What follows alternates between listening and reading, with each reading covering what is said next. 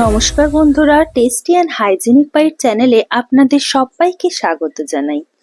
আজ বানাবো দক্ষিণ ভারতের এক খুব পরিচিত রেসিপি, লেমন রাইস। আমার চ্যানেলে যারা নিয়মিত দর্শক তারা জানেন আমি প্রত্যেকটা রান্নার পুষ্টিগুণ নিয়ে আলোচনা করি। আজও তাই করব। রেসিপিটি শেষ পর্যন্ত দেখুন ও চ্যানেলে নতুন বন্ধু হলে চ্যানেলটি সাবস্ক্রাইব করে পাশে থাকুন। লেমন রাইস বানানোর জন্য ভালো কোয়ালিটির দেরাদুন রাইসকে 30 মিনিট মতন জলে ভিজিয়ে রেখে স্বাদ মতো নুন দিয়ে ফুটিয়ে ঠান্ডা করে রেখে দেব।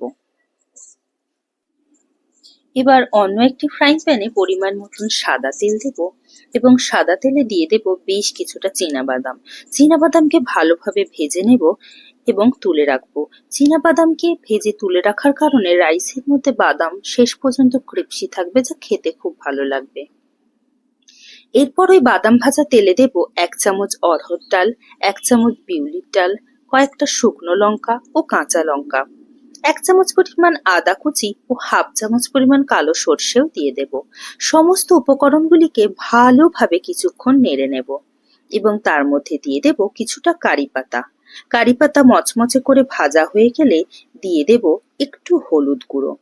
হলুদকে জাস্ট কয়েক সেকেন্ড তেলের সঙ্গে মিশিয়েই সেদ্ধ করে রাখা ঝরঝরে সাদা ভাতগুলি দিয়ে দেব এবং মশলার সাথে মিশিয়ে নেব এবং তারপরে তার মধ্যে অ্যাড করে দেব স্বাদ মতো নুন। যেহেতু চাল সিদ্ধের সময় আমি নুন দিয়েছিলাম, তাই নুনটা পরিমাণ এবং স্বাদ মতন দেবেন। স্বাদের ব্যালেন্স করার জন্য দিয়ে দেব সামান্য পরিমাণ চিনি।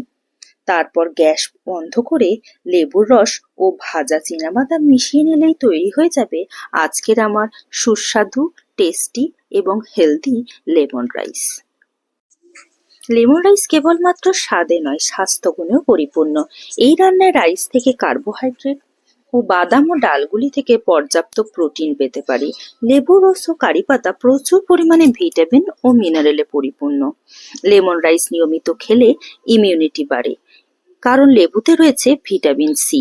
এই রেসিপি ভালো হজম হয়, স্কিন, হার্ট এবং ওজন নিয়ন্ত্রণ সব ক্ষেত্রেই কিন্তু এই রেসিপি খুবই হেল্পফুল।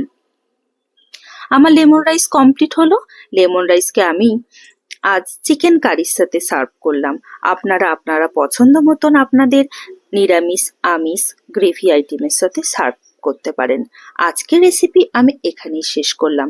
ভিডিও ভালো লাগলে একটি লাইক করবেন। ধন্যবাদ। সকলে ভালো খান এবং সুস্থ থাকুন।